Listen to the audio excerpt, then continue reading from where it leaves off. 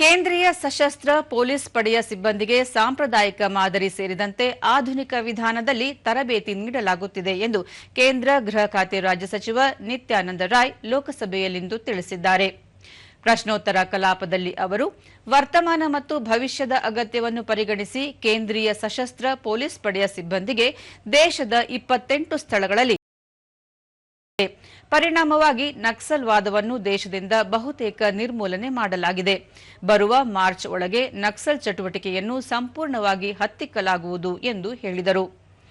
ಭಯೋತ್ಪಾದನೆ ನಿಗ್ರಹ ಕಾರ್ಯಾಚರಣೆಯಲ್ಲೂ ಸಶಸ್ತ್ರ ಪೊಲೀಸ್ ಪಡೆ ಪ್ರಮುಖ ಕೊಡುಗೆ ನೀಡುತ್ತಿದೆ. ಈಶಾನ್ಯ ರಾಜ್ಯಗಳಲ್ಲಿ ಶಾಂತಿ ಸ್ಥಾಪನೆಯಲ್ಲಿ ಮಹತ್ವದ ಪಾತ್ರ ವಹಿಸಿದೆ. ಅಗತ್ಯದ ಸನ್ನಿವೇಶಗಳಲ್ಲಿ ರಾಜ್ಯಗಳಿಗೂ ನೆರವು ನೀಡಲಾಗುತ್ತಿದೆ ಎಂದರು.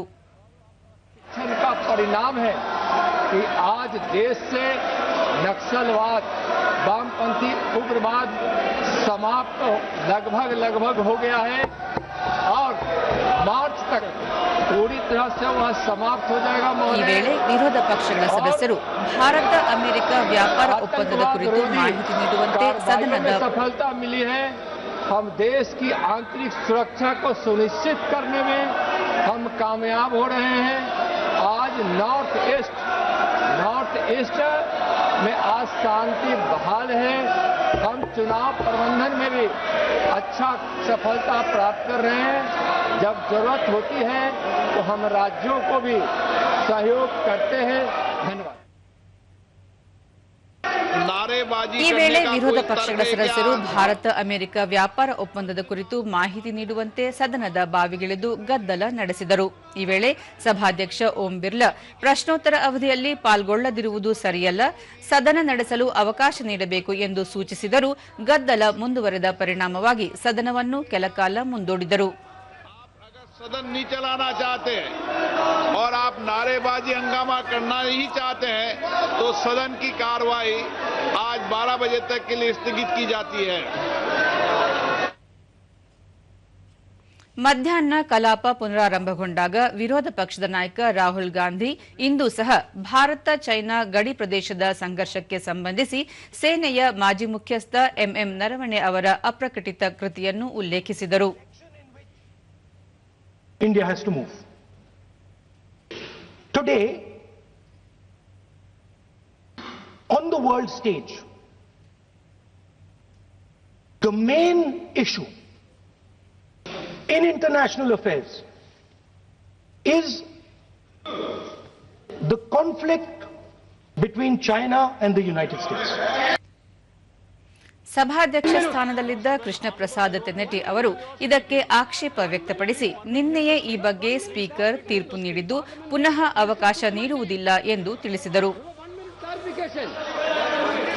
No sir, please permit him to speak. He has already started his speech, sir. He started his speech, sir. Let him speak.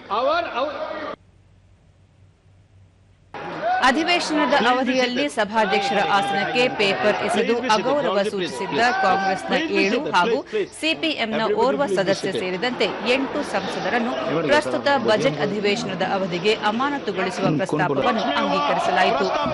Congress ಸಂಸದರಾದ ಅಮರೀಂದರ್ ಸಿಂಗ್ ರಾಜಾ, ಕಿರಣ್ ಕುಮಾರ್ ರೆಡ್ಡಿ, ಡೀನ್ ಕುರಿಯಾಕೋಸ್, ಮಣಿಕಂ ಟ್ಯಾಗೋರ್, ಹಿಬಿ ಈಡನ್, ಗುರ್ಜೀತ್ ಸಿಂಗ್ ಔಜಾಲಾ, ಪ್ರಶಾಂತ್ ಪಡೋಲೆ ಹಾಗೂ ಸಿಪಿಎಂನ ಎಸ್ ವೆಂಕಟೇಶನ್ ಅವರನ್ನು ಅಮಾನತುಗೊಳಿಸಲಾಗಿದೆ.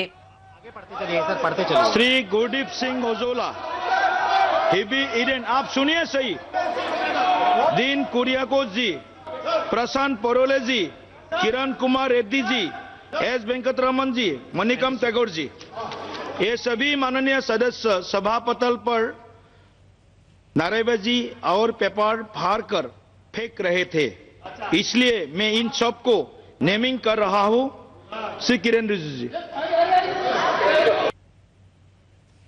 ಇದಕ್ಕೂ ಮುನ್ನ ಸಂಸದೀಯ ವ್ಯವಹಾರಗಳ ಸಚಿವ ಕಿರಣ್ ರಿಜಿಜು ಈ ಕುರಿತ ಪ್ರಸ್ತಾವನೆಯನ್ನು ಮಂಡನೆ ಮಾಡಿದರು. Regard to the House and the authority of the chair through reaching to the table of Secretary General and other officers in the well of the House and throwing papers on the chair and having been named by the chair, resolved that the above mentioned members may be suspended from the services of the House. Please be seated. No.